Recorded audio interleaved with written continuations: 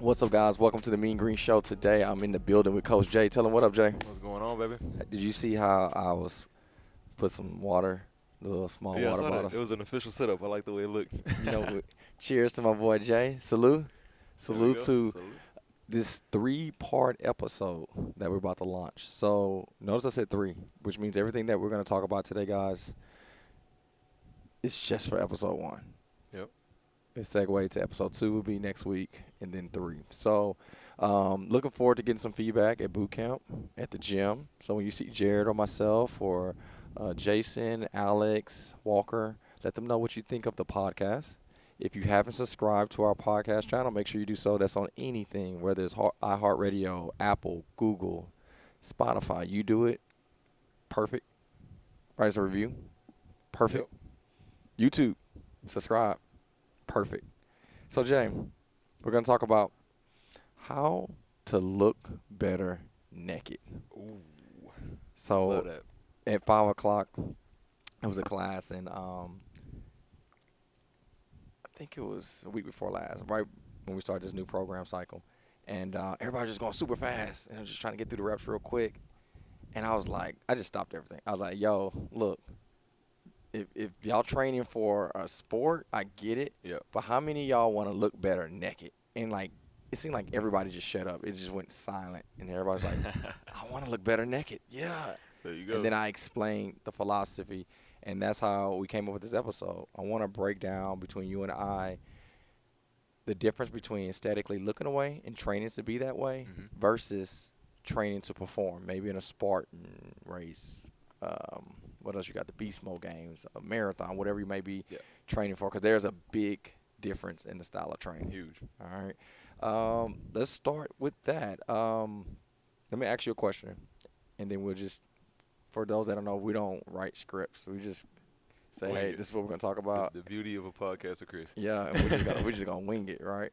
Let me ask you this though, Jay. So, when making workouts, because you do boot camps, you follow gym programming at the gym, you also do personal training, you do it all. So, when making workouts, the average person that wants to look better naked, what's the first thing you're thinking of? Is it more so how hard the workout is, how hard they can push in a workout, or strength, control, breathing? Like, I just want to hear from the goat's mouth. I called you a goat. I called him a goat. That's my guy, guys. That's funny. So anytime I'm programming anything, especially with somebody that's coming in to lose weight, I always focus on balance training to start. So for me, it's all about control, because when you're working on control, you're activating more muscles, you're using your full body, which is kind of getting into the aesthetics, because now you're starting to target those muscles that you don't usually hit. So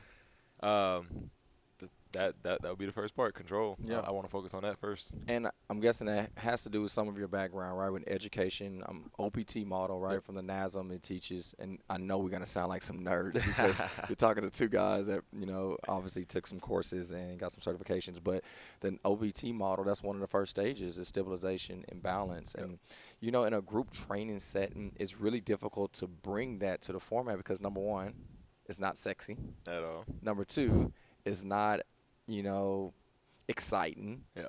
And number three, you're dealing with 20 people in a class, and you're trying to watch 20 people that's trying to do an opposite hand to opposite leg reach, right? Taking your toes off the ground to make it a little bit more challenging depending on who the person is. So it's so many variables of that, but we try our best in group settings, right, to start your warm-up with some dynamic movement. And sometimes your warm-up may have to deal with some balance movement. So let's start with balance, right? Why is balance important to working out or to life? Shoot, if you want to walk down the street, accidentally, step on a rock or something like that, if you don't have balance, if you don't have control of your core muscles, you might fall and hit the ground. 100%. It's just an everyday thing you need. So I think that's big. Another thing is when we're in the gym doing lifts, like let's just say we're, doing a bent over row. Mm-hmm. If you don't have control, if you don't have core, if you don't have balance, you might just be trying to rip that out. You can't simply, hold that as you're bent over, keeping your core tight, keeping your back straight. If you don't have a tight core, which is where balance is really, that's where it starts. Mm-hmm. That's when we, looking at all kinds of injuries that are unnecessary that we can avoid. If anybody's ever faced an injury or recovered from it, that's the very first step. right? Core It doesn't strength. matter whether it's a hamstring pull, whether it's a shoulder. You always recover with balance, Yeah. right? Stabilization movements. But when we get to working out for our performance or aesthetic look, we want to skip that. Oh So that's why it's yeah. so important to do that. But no, I think just opening up with that, Jay, is it's important to me because there's so many people, and when I say people, I'm including myself, Yeah. right? This journey that we're doing in fitness, Chris don't have it all and know it all. I'm experimenting, exploring, just like you guys. But my goal is hopefully the way that you go to work every day and go to school every day and be a pro at what you do. My goal is to be a pro for you guys. Jared's goal is to be a pro for you guys. Jared, Jason, I always say Jared and Jason sometimes. You always call us Jay too. Jay, I was yeah, confused. Jay. My mom would be like, "Y'all come here." We'd be like, "Which one?" You know who I'm talking to. 7 of us, Let me mama. know. But our goal is to put you guys in a safe environment, but at the same time educate you, but at the same time get you to your goal. Yeah. So in a 50-minute class setting, it's tough to educate to the T. So that's why we want to use this platform to be able to educate those that are podcasters or YouTubers. Yeah. So let's start with what we just talked about with the stabilization, the balance, right? When we're talking about looking better naked, Mm-hmm. there is a difference to me, and you can disagree. Yep. There is a difference to me training for the Beast Mode Games versus training to lose 15 pounds and your muscles poke out more than your body fat, right?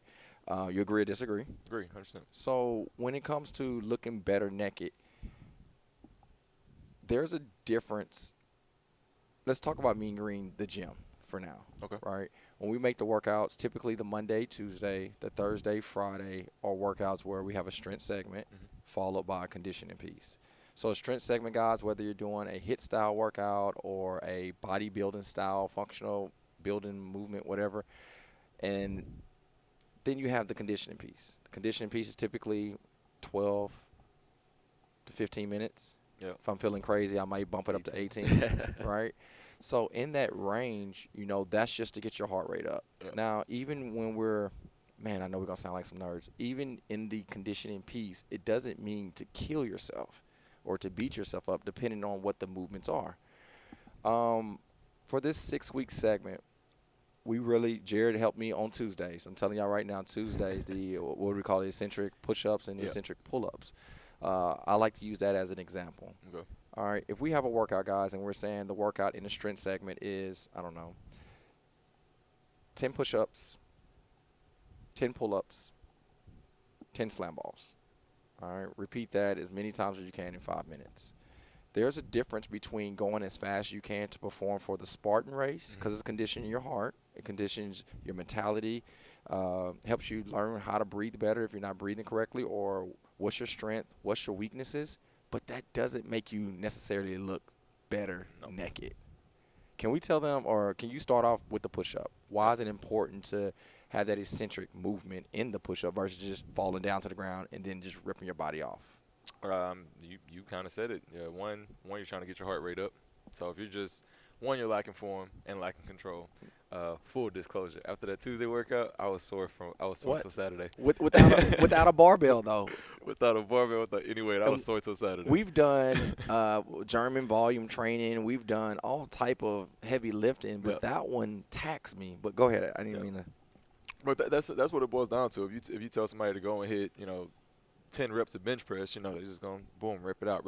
But as you're controlling those muscles and that, what we call it's the time under tension. Yeah. As that time under tension is on those muscles, more of those muscle fibers rip, and that's how you get that muscle growth. So that's really where that soreness comes from. That's where that size growth comes from. Yeah. But if you're not keeping those muscles under tension, you don't get that growth that you're looking for. 100%. And that's the aesthetic that we're going for. 100%. And we're going to talk more, and I believe, is it episode 3 about nutrition? Yep. Yeah.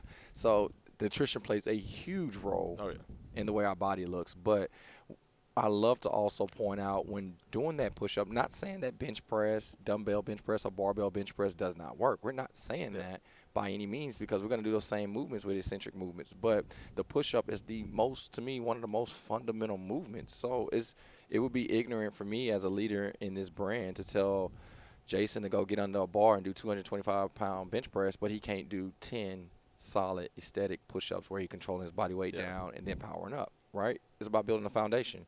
What do you think after completing week 1, going into week 2, I think the variable we added this week was an elevation. Why does that little 2 to 3 inches make a big difference in the eccentric push-up versus being flat on the ground to a 2 to 3 inch elevation? I just think the angle of the muscles that you're hitting. So it's like doing the ring rows. So just obviously you can notice a difference, your feet being a little bit further out as opposed to you scooting them back. Just that little bit of a difference, you're able to get 1 more rep, 2 more reps. So just the angle. Angle changes how much effort you can put in. 100%. And for me to be used as an example, because I don't want you guys to feel like it's you. It's Chris too. It's Jared too. I typically want to speed up Jared when it gets difficult. Oh, yeah. When it gets challenging. But the body doesn't change unless it's challenged, right? Exactly. So because you can walk away and say, man, I did 10 push-ups, the point I want everybody to receive today is, man, I walked away and controlled 10 push-ups. If you can hear me clearly, guys. Every day you go into the gym or go into your boot camp and you can control every movement, you got better and stronger. Sometimes we allow momentum to take control, right? Gravity to take control. You may have done the workout, but you didn't really control the workout. The workout kind of controlled you in a nutshell. So what we want you guys to see moving forward, whether it's a squat, whether it's a overhead press, control. Jared, another question as I'm just going to wrap these questions out. And before you get to that one, I'm glad you said that because I do have like a lot of PTs and they'll always say something like, oh, this is hard. Oh, they always call me mean for it. Oh, this is hard. Whenever we're in those movements, and I love like everything you just said because that's what it's all about for me, just a controlled rep. Yes, it might be hard. Yes, you might feel like you're dying, but to be able to control that rep, that's what it's all about. And some of the PTs I get, as trainers, Jason here will, as trainers, we know when somebody's not able to perform a rep. 100%. So if they're doing a push-up, they're like, oh, this is hard, I can't do it. But you, as trainers, you can look at them and say, yes, you can. Yeah. Easily. You know you can't do it if their arms are shaking, they're giving out, all that kind of stuff. So just kind of a mental for you guys, like your body's going to tell on you. Yeah. And it's the control aspect of it. Yeah. If your core is not strong enough, you actually won't be able to do it. But if your core is strong enough, just because it's hard, that doesn't mean you can't do it. Yeah. So that's what it's all about. And I like to also point, that's the beauty of working out. Yeah. Seeing what your limits are. Because the thing is, if you're falling down and doing push-ups to 10 reps and you never challenge yourself, how in the world you actually know that you're favoring your shoulder on the right side because your left side is not, I don't know, it doesn't have the range of motion that it needs to have. Or maybe your core is really, really weak, but because you're flopping down to the ground, you didn't get to notice that your core was really, really weak. Exactly. Imagine everybody, Jared, that wants to do their first pull-up, right? But when we get on the ring rows, it's just as quick as I can go. Yeah. Or when we're doing a pull-through, it's not keeping those hips down and engaging your lats to pull through. It's just like I pulled through. Yeah. So, again, now if we're training for the Beast Mode games, it's a totally different story. Yeah, you just gotta because you're just trying to get reps. You're trying to get it for time. But for us to look better naked, it's all about time under tension. And I'm glad you put that out there, Jay. Also, since we're there, I like to talk about programming a little bit, the way that I look at it. I have the opportunity to program for the brand in the gym, and until I pass it off one day for a person that wants it. I love to Jared came over a couple Sundays. It had to be a couple months. It couldn't have been just a couple. It was No, it was a few months. Yeah. He think I'm weird, Jason. You think you weird. I never said that. True story. I'll be doing things in the garage. I program in the garage, and I'll literally be like, well, if I do this, and maybe if I walk, let me see how much time it takes. And I would stop and be like, Jared, this is weird. I know. And he's like, no, it's not Jared. But I know he got in the car and called somebody like, this dude is really weird. But there's a couple things that I want to point out as we make workouts for you guys, and I definitely get perspectives, obviously, from Jared and Alex and others. There's a piece where we want you to look better naked, right? Because we believe in transforming your body, and we know what that does for your confidence, right? So that's one piece, but also put you in a position to do it safely. Right? We don't want to just break your body down and beat it up every single time because we know the importance of recovery, right? So that's another piece.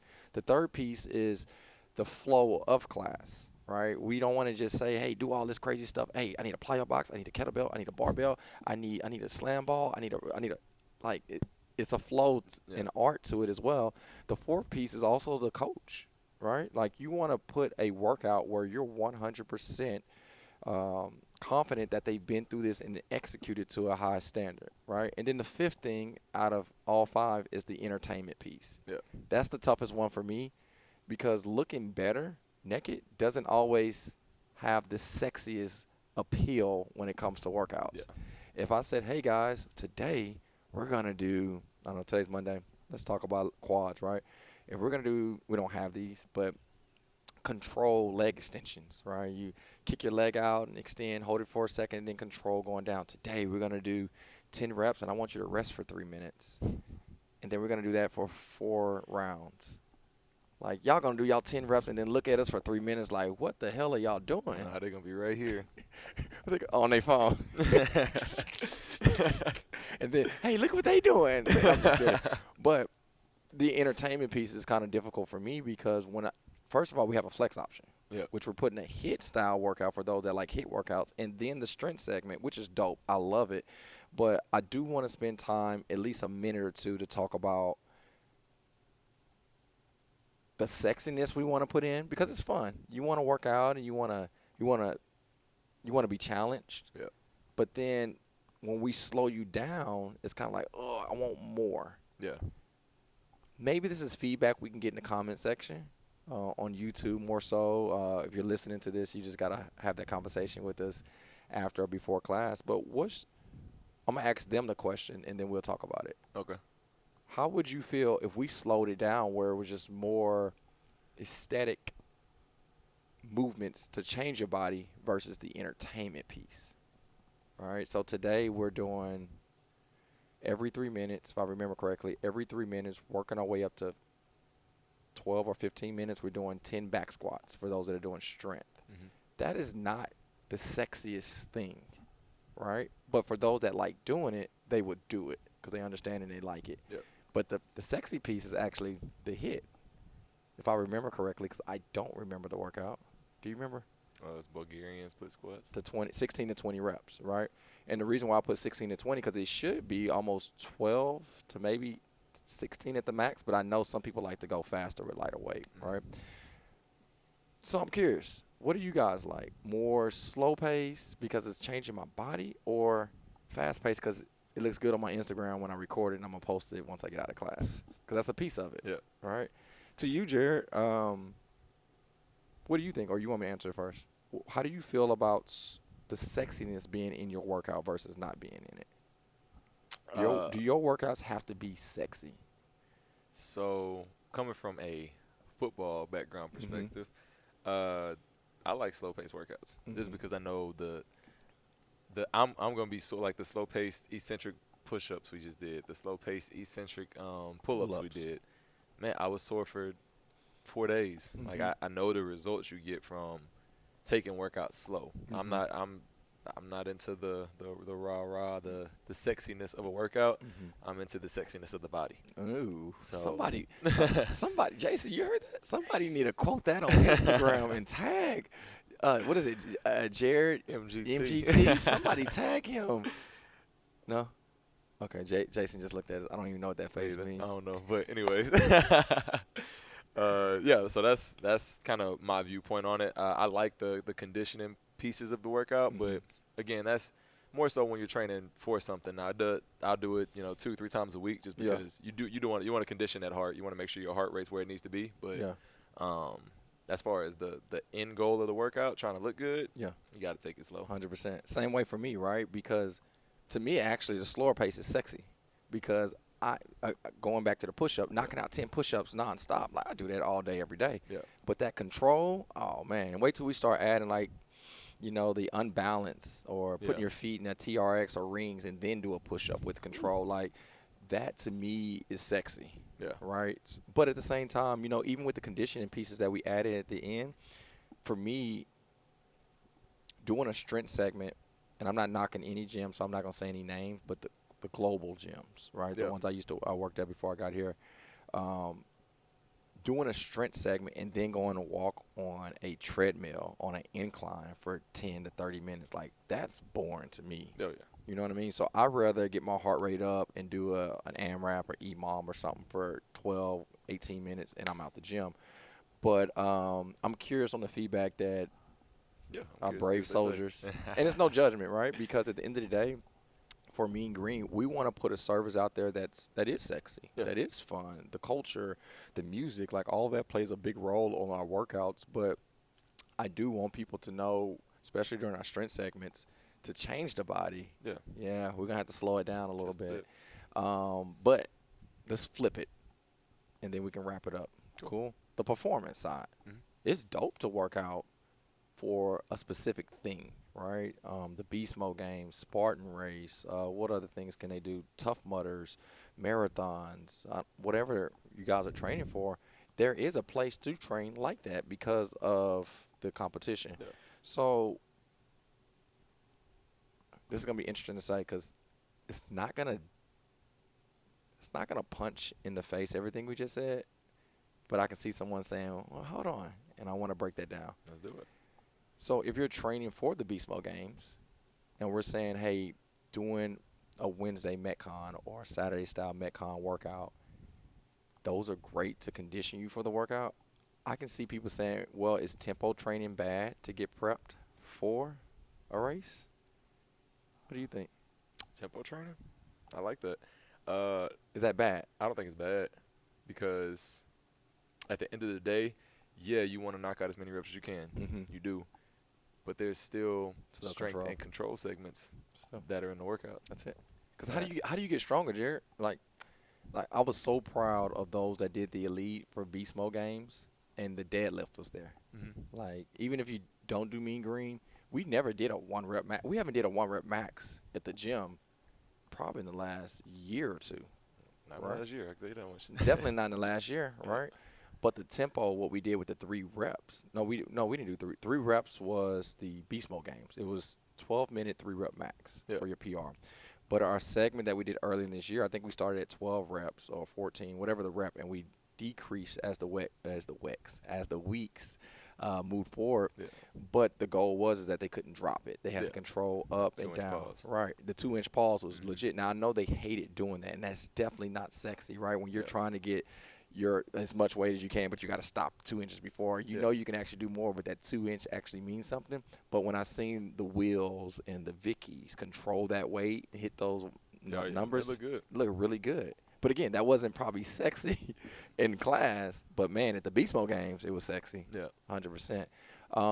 So can you do tempo training? Put it like this: if I was training Jason Miller, personal training. So, because group and personal training is 100% different. 100%. So, when we make workouts for a group, whether it's boot camp or the gym, it's general fitness. We don't make workouts for a group of 20 because of Jason goals, right? We make the general public lose body fat but gain muscle style, right? But if I was training Jason for the Beast Mode games, I actually would look at his weaknesses and challenge him with a lot of tempo training because that's how I know he's getting stronger. And then the things that he's good at, I challenge him in different ways. So if I was training Jason for the Beast Mode games, depending on what week it was prior to the event, he definitely would be doing some tempo training. 100%. I think especially when it comes to the Beast Mode games, the more tired, the more fatigued you are, you have to fall back on a foundation. That's it. So, preach it, Jared. Preach it, Jared. Go ahead and preach it. Whatever your weaknesses Snaps are. And claps. Snaps and But it's real because think Beast Mode games, right? Think of the OMG My Legs and the Brick House. That's 18 minutes. That's a long time to do anything in the world, right? So that first minute, 3, 2, 1, everybody coming out real fast. They pushing it. And then by 3 minutes, and I say, it's 15 minutes left. Everything changes. But then you start seeing people starting to pull, change of form. Everything changes. But if you're conditioned to time under tension, it doesn't feel different because you've been in the world, or not in the world, you've been in the war. So you know how to retaliate. So I'm just really big, guys and girls, on controlling the weight because I really, truly believe this. I say this on our online training all the time. True strength comes in tempo. And from me to you guys, I want you to be challenged by controlling your weight in every single movement that we do. What you think? I think that's what makes the difference. It makes the difference. Being able to control that weight. All right, cool. Well, I want to segue to injuries and talk about me too, right? I'm going to say this, man. My back has felt the best it's felt in 7 years. That's crazy. Straight up. And it's aligned with everything that we're talking about. So let's go ahead and segue to it. So why do you think, off the life experiences that you've had, potentially that you've seen in others, why is tempo and control important to those that have been injured or is currently injured? It's so. Oof. I was about to get real science geeky on y'all. Go for it. Go for it. We'll get a Yelp review. You don't get a Yelp review for podcasts. We'll get a. I don't know. You'll get a review on Apple, 5-star. There we go. But no, so if y'all don't know my history, I tore my ACL 3 times. So Goodness. that was all in high school. So high school was just physical therapy for me. Physical therapy. And my first time, obviously as an athlete, when they told me I could finally start doing stuff, I'm thinking, oh, okay, let's go do some box jumps. Let's go sprints. What we doing? No, squeeze your quad, lift it up. Yeah. Huh? Yeah. So it was just recruiting muscles, just recruiting muscle fibers. So all about control to start. I had to learn how to re-control my leg from an injury. Yeah. Obviously, you can't go run. You can't go run before you can walk. That's it. So that's really what it boils down to after injury. You got to learn how to control. You got to be able to recruit all of those muscle fibers, because after an injury, sometimes you mess up nerves. Sometimes you mess up, That's tendons. Your muscles obviously communicate with one another. Those communication little what do you call them? Little channels, the communication the channels. motors. Sometimes they get messed up. So you got to make sure everything's firing off right, because if you can't get those muscles firing off the right way, now a knee injury turns into a back injury, turns into a shoulder injury, neck injury. So you just got to make sure everything's right in that portion before you can move forward. So that's why controlling muscles after an injury is so important. That's it. And the term firing off correctly. Yeah. I would love to break that down a little bit more, because somebody said, "Oh, yeah, you know me well." Yeah. So there'll be sometimes we'll be talking or somebody say something, and I'm that type that if Jared say, I'm trying to think of a word, gastronemics, I'm not gonna agree with him and say, "Oh yeah, you're gastronemics." I'll stop. Like, hey, bro, What is it? what is a gastronemics? By the way, it's a calf, guys. Calf. But firing off, I don't want anybody just to say, "Oh yeah, firing off." Like, can you explain what does firing off mean? And then I would love to kind of talk about my injury with my back. I got you. So, you have a central nervous system that goes through your body. So when we say firing off, in order for me to lift my hand right now, I have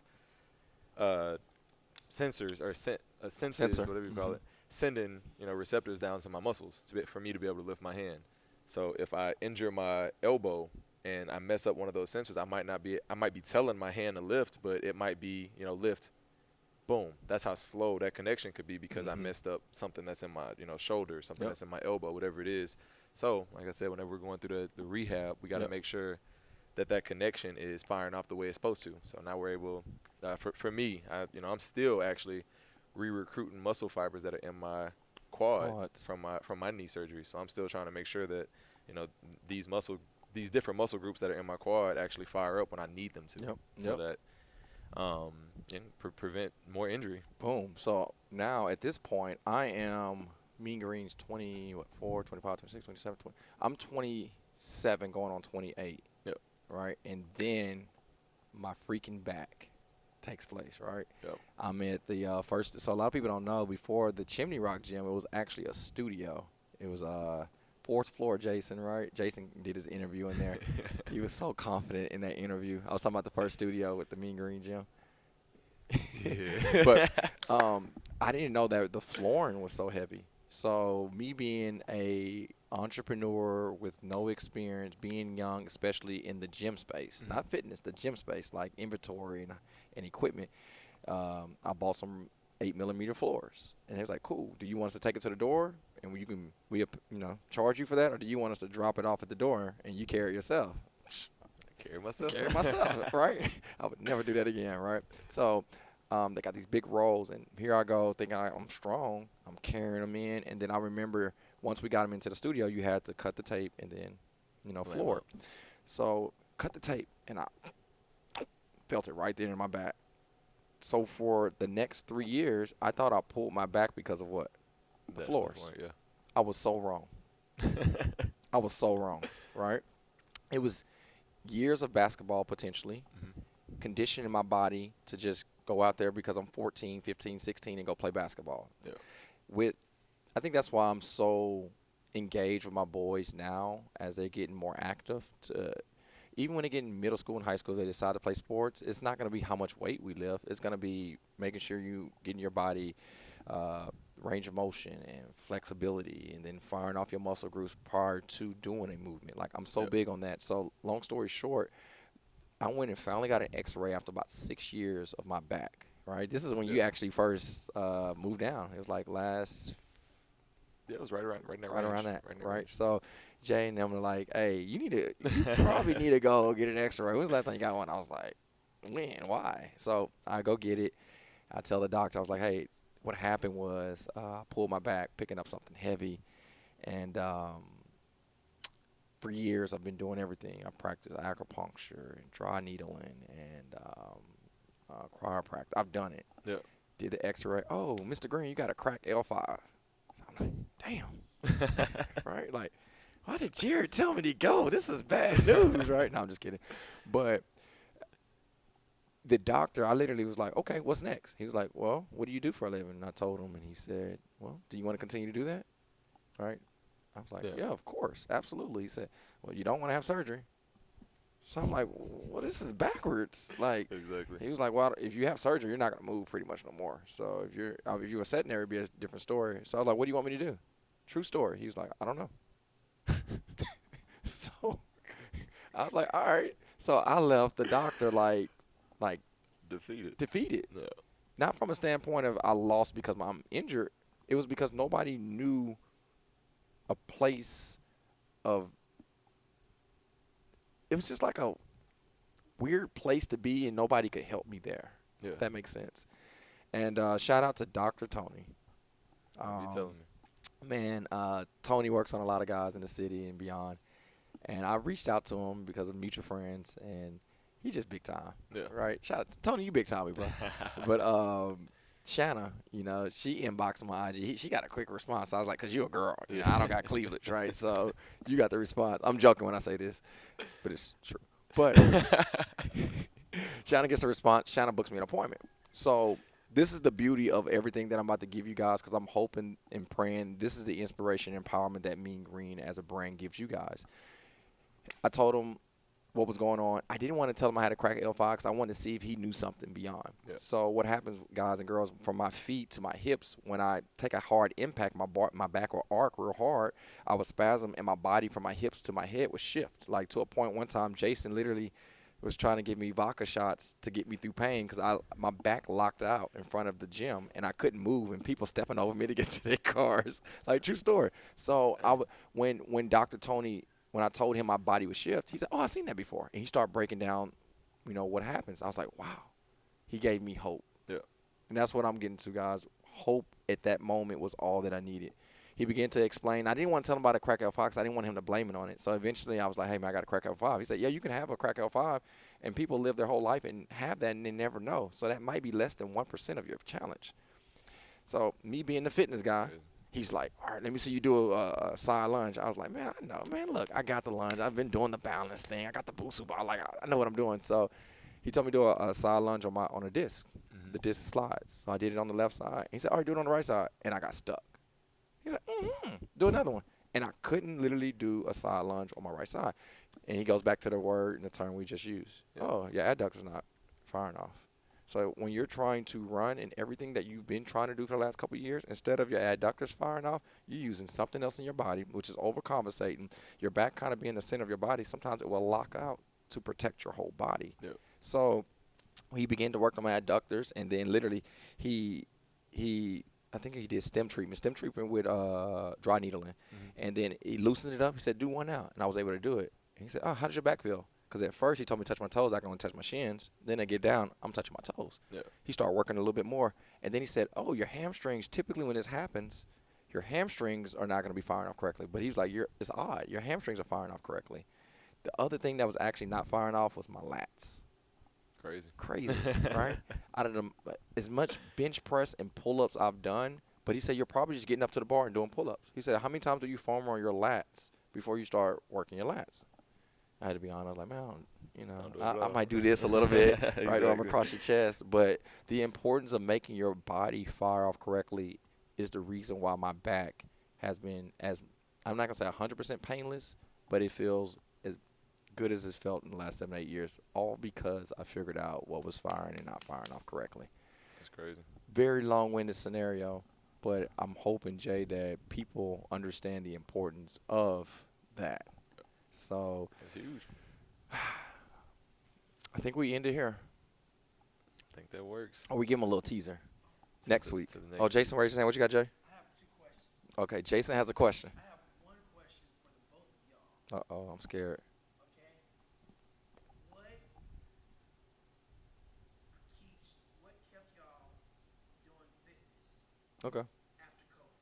After 'Cause COVID. a lot of people have like shut down. A lot of people lost clients. We lost a percentage. I lost a percentage.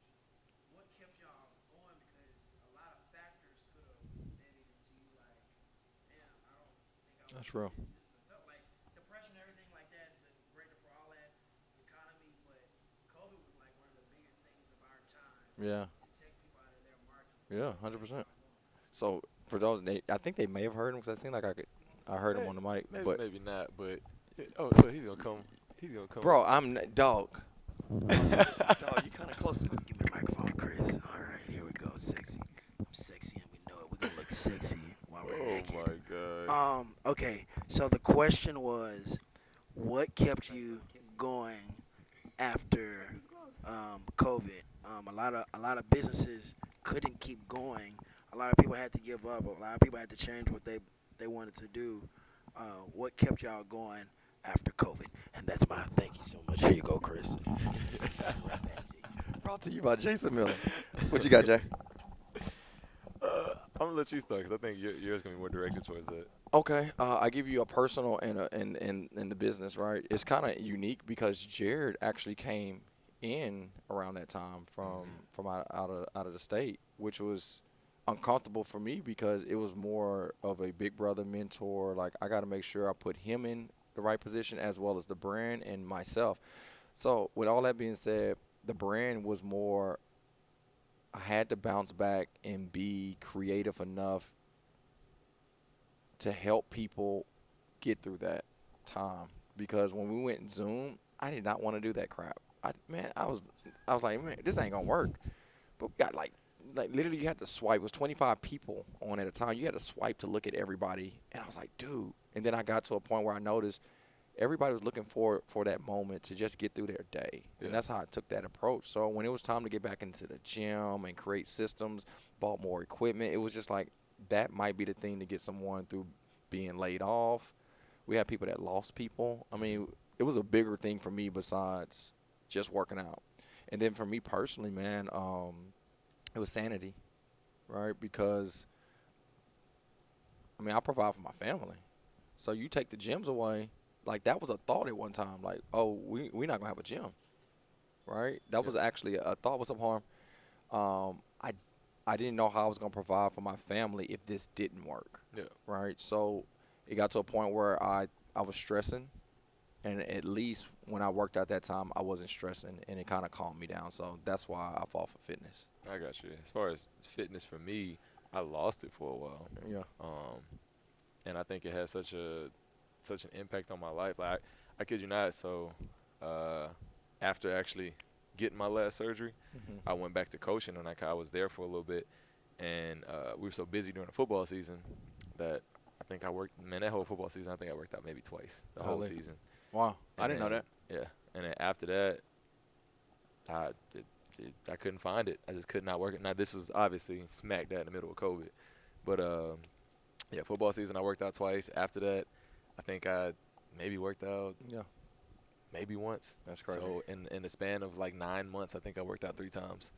And that was coming Wow. from where I came from. I worked out all the time, but what got me was I think we have team doctors. So one of the days, like I had a little flutter right Yeah. here, and I had no idea what it was, but I also know I hadn't worked out in forever, and I had never felt that in my body before. So paranoia, I'm not gonna lie. Was something wrong with me? Probably not.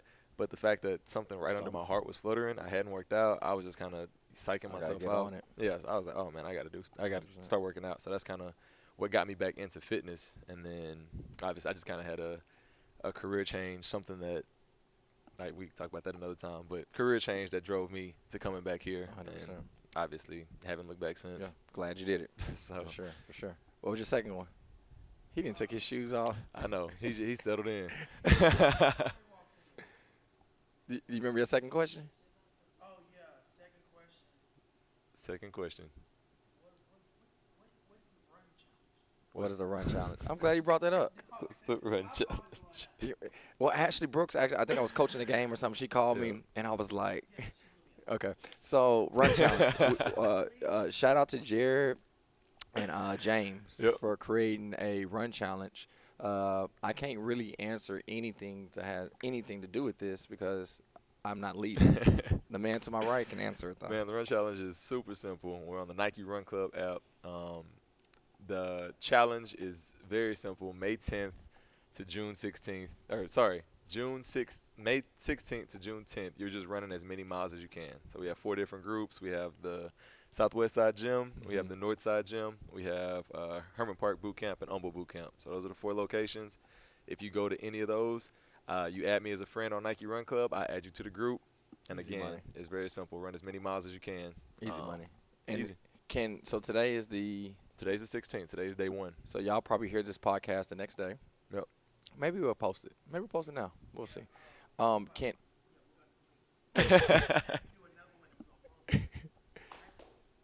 Can they still join? Gotcha. They can, today's day 1. Okay, so I'll put the link down below, and then obviously they can join in. So, no, that's dope, man. Okay, let's wrap it up with this. We've been talking tempo training Yep. and control. How does that do? How does that connect with running? Oh, I like that. So one of the big things when it comes to looking good is shedding excess fat, right? Yep. So one of the big things with aesthetic training Mm-hmm. is gaining muscle mass, which is hypertrophy, Mhm. and losing fat. And hypertrophy. Golly, Chris. Hypertrophy. One more time. Hypertrophy. Hypertrophy. Man, screw that word. Muscle gain. Muscle gain. You know, that's 10 to 12 reps, right? 3 to 4 rounds, right? So right. when you say I don't know why I was saying hypertrophy. I have no idea. Golly. Did you ever hear me say that and didn't correct me? This is my first time, and I did it correct you. Okay. Golly, you're supposed to have my back. So I got you, dog. I wanted to explain that because sometimes they hear that term and not understand it. Yeah. But yeah, 3 to 4 rounds, 10 to 12 reps. Yeah, typically. so that's all it is. So when we're talking about running and losing excess fat, the goal is not to go out there and run sprints. The goal is to go out there and sustain what we would call a healthy fat burning range. So which it's not, is 60 to about 80% of your heart rate. Yeah. We So, nerding them out. if you got a heart, my zone, stay in the green. Yeah. Make it easy. That's 'Cause all I can say. at the end of the day, it goes right into what we've been saying, Yeah. right?